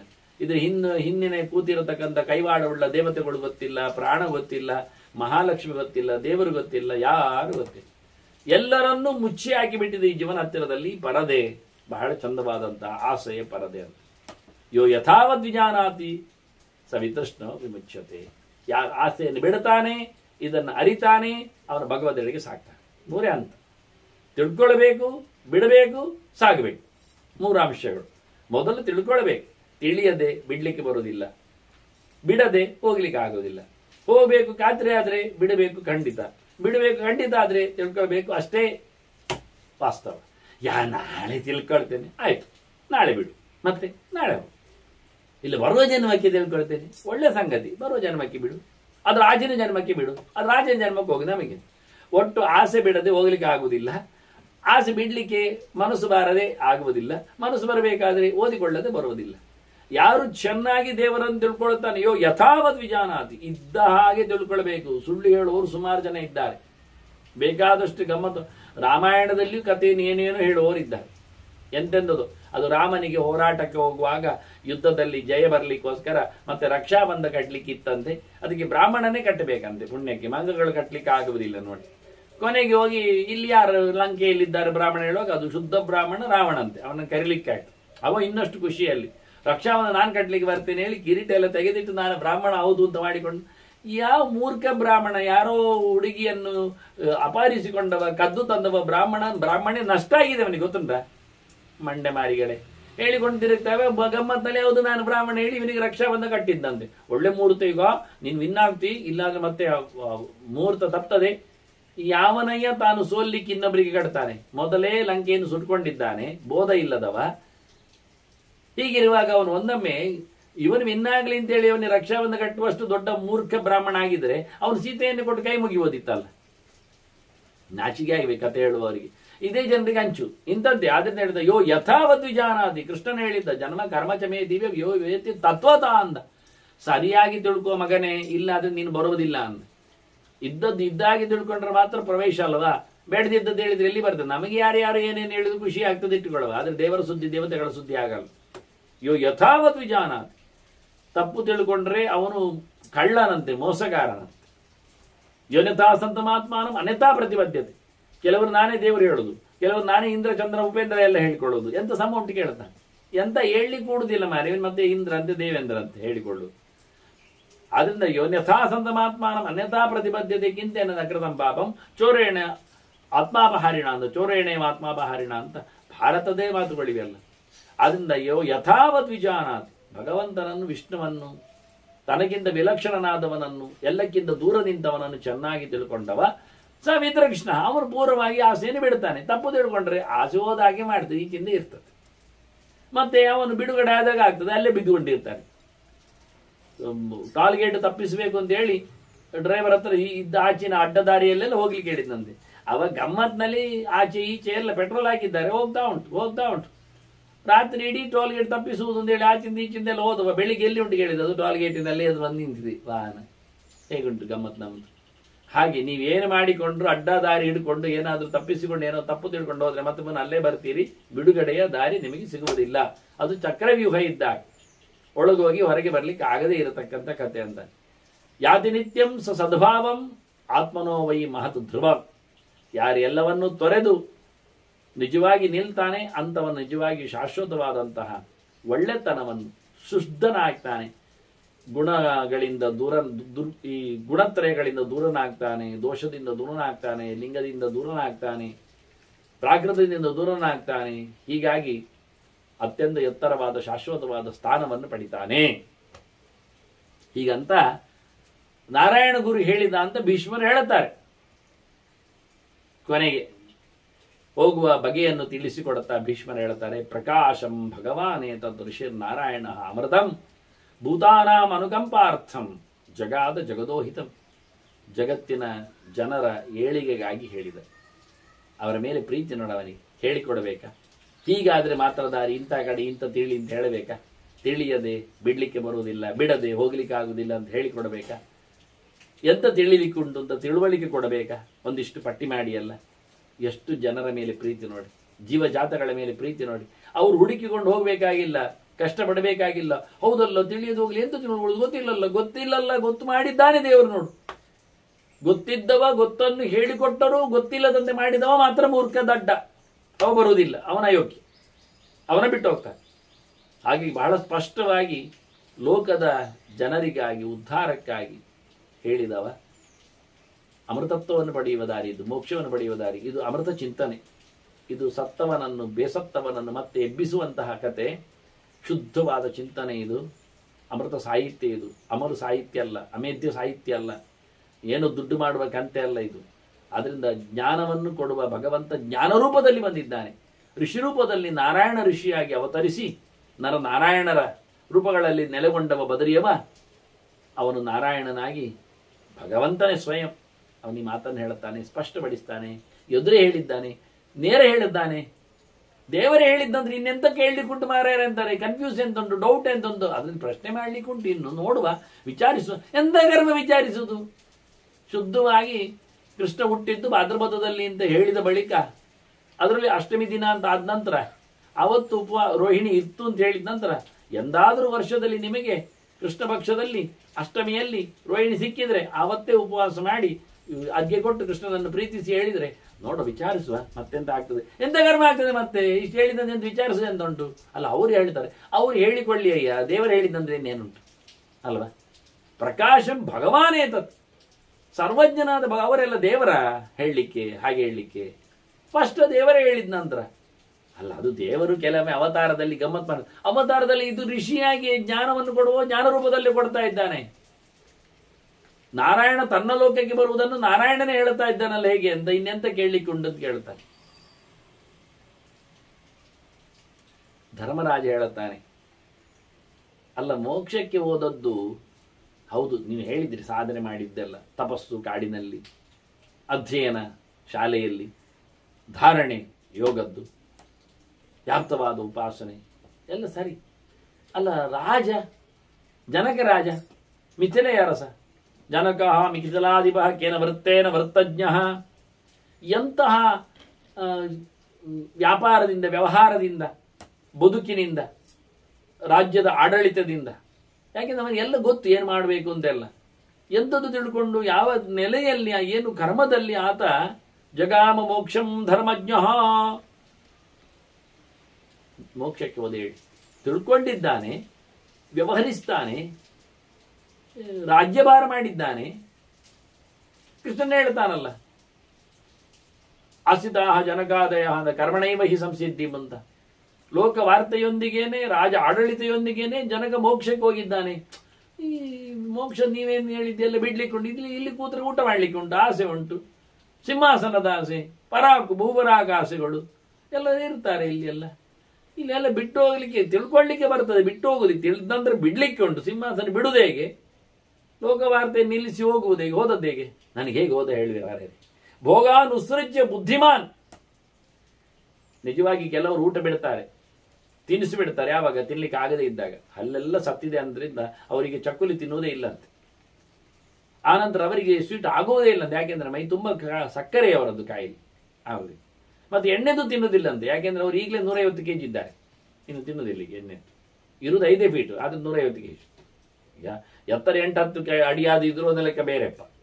ಇದು ಆಗಲಿಲ್ಲ. ಮತ್ತೆ ವರ್ಷ ಕೇಳಿದರೆ ಅವರೀಗ ಶತಮಾನಕ್ಕೆ 3 ವರ್ಷ ಬಾಕಿ. ಇಂಥವ್ರು ಇನ್ನೆಂತ ತಿನ್ನೋದು, ಇದನ್ನು ಭೋಗ ಬಿಡುವುದು ಅಂತ ಹೇಳೋದಿಲ್ಲ. ಅದು ಸಖತ್ ಒಳ್ಳೆ ಗಟ್ಟಿಮುಟ್ಟಾಗಿದ್ದಾಗಲೇ ಎಲ್ಲವನ್ನು ತೊರೆದು ಹೋಗುವ ರೀತಿ ಹೇಗೆ ಅದನ್ನು ಹೇಳಿ ನನಗೆ ಅಂತ. ಅದಕ್ಕೆ ಜನಕರಾಜನ ಬಗ್ಗೆ ಭೀಷ್ಮರು ಹೇಳುತ್ತಾರೆ, ನೀನು ಹೇಳಿದ್ದು ಸರಿ ಉಂಟು ನೋಡವ, ಅವನಿಗೆ ಜನದೇವ, ಅವನ ಹೆಸರು ಜನದೇವ. ಆಗ ಸುಮಾರು ಜನ ಬಂದಿದ್ದು. ಇವನು ಈಗ ಸೀತೆಯನ್ನು ಕೊಟ್ಟವ ಅವ ಶಿರಧ್ವಜ. ಅದನ್ನು ಈ ಹುಟ್ಟಿದವರಿಗೆಲ್ಲ ಜನಕರು ಕರೆಯುದು. ಈಗ ರಾಘವೇಂದ್ರ ಮಠದಲ್ಲಿ ಇದ್ದ ಎಲ್ಲ ಸ್ವಾಮಿಗಳಿಗೆ ರಾಘವೇಂದ್ರ ಸ್ವಾಮಿಗಳು ಹೇಳೋದಿಲ್ವ, ಅದು ಒಬ್ಬರೇ ಸ್ವಾಮಿಗಳು ರಾಘವೇಂದ್ರ ಸ್ವಾಮಿಗಳು ಬಂದದ್ದು. ಮುಂದೆ ಬಂದವರನ್ನೆಲ್ಲ ನಾವು ರಾಘವೇಂದ್ರ ಸ್ವಾಮಿಗಳು, ವ್ಯಾಸರಾಯ ಸ್ವಾಮಿಗಳು, ಉತ್ತರಾಜ ಮಠದಲ್ಲಿ ಉತ್ತರಾಜ ಸ್ವಾಮಿಗಳು ಹಾಗೆ ಹೇಳಿಬಿಡು. ಹಾಗೆ ಇಲ್ಲಿ ಈಗ ವ್ಯಕ್ತಿಯ ಹೆಸರು ಜನಕ, ಹುಟ್ಟಿದವ ಜನಕ, ಮಿಥಿಲ ಒಬ್ಬನೇ, ಮೈತಿಕ್ಕಿ ಬಂದವ, ಮಥನಾಥ್ ಮಿಥಿಲೋ ಜಾತಃ ಅಂತ. ಅಲ್ಲಿಂದ ಬಂದವರನ್ನೆಲ್ಲರೂ ಜನಕ ಮಿಥಿಲ ಅಂತ ಕರೆಯುವ ಕ್ರಮ. ಮಿಥಿಲೆ ಊರಿಗೂ ಹೆಸರೇ. ಇಲ್ಲಿ ಅವನು ಹೇಳ್ತಾನೆ ಜನದೇವ, ಅವನು ಅವ್ರದ್ದು ದೈಹಿಕ ವಿಷಯದಲ್ಲಿ ಅವನು ಚಿಂತನೆ ಕೂತಿದ್ದಾನೆ. ಅವ್ರ ದೈಹಿಕ ಧರ್ಮಾಂಗಂ ಯುಕ್ತ, ಅವ್ರದ್ದು ದೈಹಿಕ ವಿಷಯದಲ್ಲಿ ಅವನು ದೈಹಿಕ ಧರ್ಮಾಣ ಚಿಂತನೆ ಯುಕ್ತ, ವಿಚಿಂತನೆ, ಉತ್ತರ ಕ್ರಿಯೆಯ ಬಗ್ಗೆ, ಸತ್ತ ಬಳಿಕದ ಕಥೆಯ ಬಗ್ಗೆ ಯೋಚನೆ ಮಾಡ್ತಾ ಕೂತಿದ್ದಾನಂತೆ. ಅವ್ರದ್ದು ದೈಹಿಕ ಧರ್ಮಾಣ ಆಸೀತ್ ಯುಕ್ತ ಚಿಂತನೆ ವಿಚಿಂತನೆ, ಅವ್ರದೇ ಧರ್ಮಾಣ ವಿಚಿಂತನೆ ಯುಕ್ತ ಆಸೀತ್. ಅಲ್ಲಿಗೆ ಅನ್ವಯ. ಸತ್ತ ಬಳಿಕದ ಕಥೆ ಏನು, ಏನು ಮಾಡಲಿಕ್ಕೆ ಉಂಟು, ಹೇಗೆ ಹೋಗ್ತಾರೆ, ಯಾರು ಬರ್ತಾರೆ ಎಂಥದೆಲ್ಲ ಈ ವಿಷಯ ಅವನ ಚರ್ಚೆ, ಗೋಷ್ಠಿಯಲ್ಲಿ ವಿಷಯ. ನಿಜವಾಗಿ ಬಹಳ ಒಳ್ಳೆ ವಿಷಯ. ಯಾಕೆಂದ್ರೆ ಇಲ್ಲಿ ಎಂಥದ್ದು ಸಿದ್ಧ ಆಗುವುದಿಲ್ಲ. ಹೇಗೆ, ಯಾರು ಸತ್ತವರು ಯಾರು ಇಲ್ಲ ಅಲ್ಲಿ. ನೋಡಿ, ಸತ್ತವರ ವಿಷಯದಲ್ಲಿ ಕೇಳೋದು, ಸತ್ತವರು ಯಾರಲ್ಲಿಲ್ಲ, ಸತ್ತವರು ಬರುವುದು ಅಲ್ಲಿಲ್ಲ. ಮತ್ತೆ ನಮ್ಮದು ಅನುಭವ ಎಂತ ಹೇಳುದು, ನಿಮ್ಮ ಅನುಭವ ಪ್ರಕಾರ ಉತ್ತರಿಸಿ ಅಂತ ಹೇಳುದು. ಈಗ ಮಕ್ಕಳನ್ನು ನೋಡಿಕೊಳ್ಳುವುದು ಹೇಗೆ ಅನ್ನೋದು ಪ್ರಶ್ನೆ ಕೇಳಿದ್ರೆ, ಆಗ ಮಕ್ಕಳಿದ್ದವರೆಲ್ಲ ಬರಬಹುದು ಅಲ್ಲಿಗೆ. ಆಗ ಅವರು ನೋಡಿಕೊಂಡದ್ರ ಬಗ್ಗೆ ಹೇಳಲಿಕ್ಕೆ ಆಗ ನಾನು 8 ವರ್ಷ ನೋಡಿಕೊಂಡಿದ್ದೇನೆ. ಕರೆದ್ರು ಈಚೆ ಬರುವುದಿಲ್ಲ, ಕೆಲವೊಮ್ಮೆ ಮುಸುಳು ಆಚೆ ಆಗ್ತದೆ, ತಿನ್ಲಿಕ್ಕೆ ಸರ್ತ ಇರ್ತದೆ. ಕೆಲವರದ್ದು ಬಾರಿ ಲ್ಯಾಕ್ ಉಂಟು. ನೀರು ತಾ ಹೇಳಿದ್ರೆ ಕೈ ನೋವು ಹೇಳ್ತದೆ. ಮತ್ತೆ ಏನಾದರೂ ಪಾತ್ರೆ ತೊಳಿ ಹೇಳಿದ್ರೆ ಅದಕ್ಕೆ ಸೊಂಟ ನೋವು ಹೇಳ್ತದೆ. ಮತ್ತೆ ಅಡುಗೆ ಮಾಡಿ ಹೇಳಿದ್ರೆ ಅದು ಮೈ ಬಿಸಿ ಆಗ್ತದೆ ಹೇಳ್ತದೆ. ಊಟಕ್ಕೆ ಬಾ ಹೇಳಿದ್ರೆ ರೆಡಿ ಇದ್ದೇನಲ್ಲ, ಊಟಕ್ಕೆ ಬಾರೋಮಲ್ಲ, ಸಿದ್ಧನಿದ್ದೇನಲ್ಲ, ಎಲ್ಲರಿಗೂ ಗೊತ್ತುಂಟದು ವಿಷಯ. ಆದ್ರಿಂದ ಈ ಸಂಗತಿಗಳಿದ್ರೆ ಅನುಭವಿಗಳು ಆದವರು ಎಲ್ಲ ಎಕ್ಸ್ಪರ್ಟ್ಸ್ಗಳೆಲ್ಲ ಬರ್ತಾರೆ. ಆದರೆ ಸತ್ತವರ ಬಗ್ಗೆ ಚಿಂತನೆ, ಅವ್ರದ್ದು ದೈಹಿಕ ಧರ್ಮಾಣಾಮಾಸೀತ್ ವಿಚಿಂತನೆ, ಸ್ಪಷ್ಟವಾದ ಚಿಂತನೆಗೋಸ್ಕರ, ಚರ್ಚೆಗೋಸ್ಕರ ಆತ ಕೂತಿದ್ದ. ನಮ್ಮಲ್ಲೆಲ್ಲ ಚರ್ಚೆ ಗೋಷ್ಠಿ ಎಲ್ಲ ಇದ್ರೆ ಸ್ಟೇಜಿನ ಮೇಲೆ 3-4 ಜನ, 3-4 ಜನ ಅಂದ್ರೆ ಒಬ್ಬ ನೋಡಿಕೊಳ್ಳಿಕ್ಕೆ ಅಂತ, ನಿರ್ವಾಹಕ ಅಂತ, ಮತ್ತೆ ಇಬ್ಬರು 2 ಪೇಪರ್ ಹೇಳಲಿಕ್ಕೆ ಅಂತ, ಅದರ ಬಗ್ಗೆ 2 ಮಾತಾಡಲಿಕ್ಕೆ, 2 ಜನ ಮಾತಾಡಲಿಕ್ಕೆ, ಒಬ್ಬ ಅದರ ಬಗ್ಗೆ ಹೇಳಿಕೊಳ್ಳಿಕ್ಕೆ ಕೊನೆಗೆ ಅಂತ, ಮತ್ತೆ ಆ ಇಬ್ಬರನ್ನು ಮಾತಾಡಿಸ್ಲಿಕ್ಕೆ ಅಂತ ಮತ್ತಿಬ್ಬರು, 2 ತಟ್ಟಿರಾಯಕ್ಕೆ ಮತ್ತೆ 2 ತಟ್ಟಿರಾಯ, 1 ಮಹಾ ತಟ್ಟಿರಾಯ. ಒಟ್ಟು 5 ಜನರಲ್ಲಿ ನಮ್ದು ದೊಡ್ಡ ಗೋಷ್ಠಿ ಆಗ್ತದೆ, ದೊಡ್ಡ ಗೋಷ್ಠಿ. ಮತ್ತೆ ಕೆಳಗೆ ಯಾರಿರ್ತಾರೆ, ಕೆಳಗೆ ಇವನೇ ಹೇಳಿದ ಹೋಗಿ ಕೂತ್ರೆ ಅವನು ಸೇರಿ ಒಂದು 10 ಜನರನ್ನ ಆಗ್ಬೋದು. ಇಲ್ಲಿದ್ದ ಕೆಲವರು ಕೆಳಗೆ ಹೋಗ್ಬೇಕು, ಇನ್ನು ಆಚೆಗೆ ಇರುವುದಿಲ್ಲ. ಮತ್ತೆ ಅವರೇನು ಕೇಳ್ತಾರೆ ಅಂದ್ರೆ, ಮತ್ತೆ ನಮ್ದು ಇಷ್ಟಾದ್ರೂ ಹೇಳೋದೇನು ಕೇಳಿದ್ರೆ, ಇನ್ನೂ ಚರ್ಚೆ ಬಾಕಿ ಉಂಟು, ಮತ್ತೆ ವಿಷಯ ಮುಗಿಲಿಲ್ಲ, ಮತ್ತೆ ನೋಡುವ, ಅಲ್ಲಿ ಮುಗಿಯಿತು. ಎಂತ ಮಾಡಿದ್ವಿ ಇವತ್ತು ಕೇಳಿದ್ರೆ, ಇವತ್ತು ಅವಲಕ್ಕಿ ಕೊಟ್ಟಿದ್ದೆ ಒಂದು, ಅದು ಹೇಗೆ ಕೇಳಿದ್ರಿ, ಬಹಳ ಚೆನ್ನಾಗಿದೆ. ಈ ಜಿಡ್ಡೆಯಲ್ಲಿ ಒರಳಲ್ಲಿ ಒಂದು ಇಡೀ ಭತ್ತ ಹಾಕುವುದು, ಆ ನಂತರ ಅದಕ್ಕೆ ಒನಕೆ ಉಂಟು ಕೋಲು, ಅದನ್ನು ಎತ್ತುವುದು, ಮತ್ತೆ ಎತ್ತಿದ ನಂತರ ಕೈ ಬಿಡುವುದು, ಕೈ ಬಿಟ್ಟ ನಂತರ ಈ ಕೈಯಲ್ಲಿ ಹಿಡಿದು ಮತ್ತೆ ಮೇಲೆ ಹಾಕುವುದು, ತೆಗೆಯುವುದು. ಅದು ನೀವು ಒರಳು ಕುಟ್ಟುವ ಹತ್ತಿರ ಹೋಗಿ ನೋಡಿದ್ರೆ ಗೊತ್ತಾಗ್ತದೆ. ಹಿಂದೆ ಒನಕೆಯಲ್ಲಿ ಒಲಕಿ ಎತ್ತಿ ಇನ್ನೊಂದು ಕೈಲಿ ಹಿಡಿತಾರೆ. ಎತ್ತಿ ನಿಜವಾಗಿ ತಾಗಬೇಕು, ಕೆಳಗೆ ಕುಟ್ಟಬೇಕು, ಕುಟ್ಟಿದ ನಂತರ ಅದು ಜಂಪ್ ಆಗ್ಬೇಕು, ಆ ನಂತರ ಹಿಡಿಬೇಕು. ಇವಾಗಲ್ಲ, ಮೇಲೆ ಹಿಡಿತಾ ಇದ್ದಾನೆ ಬಿಸಾಡಿ, ಟಕ್ ಟಕ್, ಕೆಳಗೆ ಇಲ್ಲ, ಟಕ್ ಟಕ್ ಹಿಡಿಯುವ ಟಕ್ ಟಕ್ ಶಬ್ದ ಕೇಳ್ತದೆ, ಕೈ ತುಂಬ ಬಳೆ ಶಬ್ದ ಆಗ್ತದೆ, ಅದರಾಚೆ ಏನಾಗ್ತದೆ. ಮತ್ತೆ ಅವಲಕ್ಕಿ ಕುಟ್ಟುವುದು ಯಾವಾಗ, ಹಾಕಿದ ಭತ್ತ ಅವಲಕ್ಕಿ ಯಾವಾಗ ಆಗ್ತದೆ, ಯಾವಾಗ ಆಗ್ತದೆ ಹಾಗೆ ಇರ್ತದೆ, ಪುರುಸೋತಾದಾಗ ಆಗ್ತದೆ, ತನ್ನಷ್ಟೇ ಆಗ್ತದೆ. ಹಾಗೆ ನಮ್ಮದು ಚರ್ಚಾ ಗೋಷ್ಠಿಗಳೆಲ್ಲ ಹೀಗೆ ಗಮ್ಮತ್ತಿರ್ತದೆ. ತೋರಿಸುವುದರಲ್ಲೇ ಒಂದೊಮ್ಮೆ ಸೃಷ್ಟಿಯಾಗುವುದಿದ್ರೆ ಇಡೀ ಲೋಕ ಆಗ್ತಿತ್ತು ಈಗ. ಯಾಕೆಂದ್ರೆ ನಮ್ಮದು ಕರಾವಳಿ ತುಂಬಾ ಲಿಂಗ ದರ್ಶನಗಳೇ, ದೇವಾಲಯಗಳು. ಆಗ್ತದ, ಆಗುವುದಿಲ್ಲ. ಪ್ರಯತ್ನಮೇಕಮಗ್ರತೋ ವಿಧಾಯ ಭೂತಿಮಾಪ್ನುವ. ಹಾಗಾಗಿ ವಿಶಿಷ್ಟವಾದ ಚಿಂತನೆಯಲ್ಲಿ ನೆಲೆಗೊಂಡಿದ್ದಾನಿವ. ನಾನು ಹೇಳಿದೆ ಜನ ಎಷ್ಟಿರಬೇಕು ಅಂತಲ್ವಾ, ಯೋಚನೆ ಮಾಡ್ತೀರಾ ನೀವು? ಸತ್ತ ಬಳಿಕದ ಚಿಂತನೆಯಲ್ಲಿ ಜನದೇವ ಜನಕ ರಾಜ ಕೂತಿದ್ದಾನೆ. ತಸ್ಯಸ್ಮ ಶತಮಾಚಾರ್ಯಾ ವಸಂತಿ ಸತತಂ ಗೃಹೆ. ಇದು ಒಂದು ದಿನದ ಕಾರ್ಯಕ್ರಮ ಅಲ್ಲ, ಚಿಂತನೆ ಅಲ್ಲ, ಇದು ಎಷ್ಟು ದಿನ ಆಗ್ತದೆ ಎಂದು ಗೊತ್ತಿಲ್ಲ ಅಂತ ಹೇಳಿ 100 ಜನ ಉಪನ್ಯಾಸಕರಿದ್ದಾರೆ. ಆಚಾರ್ಯ ಮತ್ತೆ ಶಾಸ್ತ್ರ ಓದಿದವರು, ಅದರಂತೆ ನಡತೆ ಉಳ್ಳವರು, ಅದನ್ನು ಇನ್ನೊಬ್ಬರಿಗೆ ತಿಳಿಸಿಕೊಟ್ಟವರು.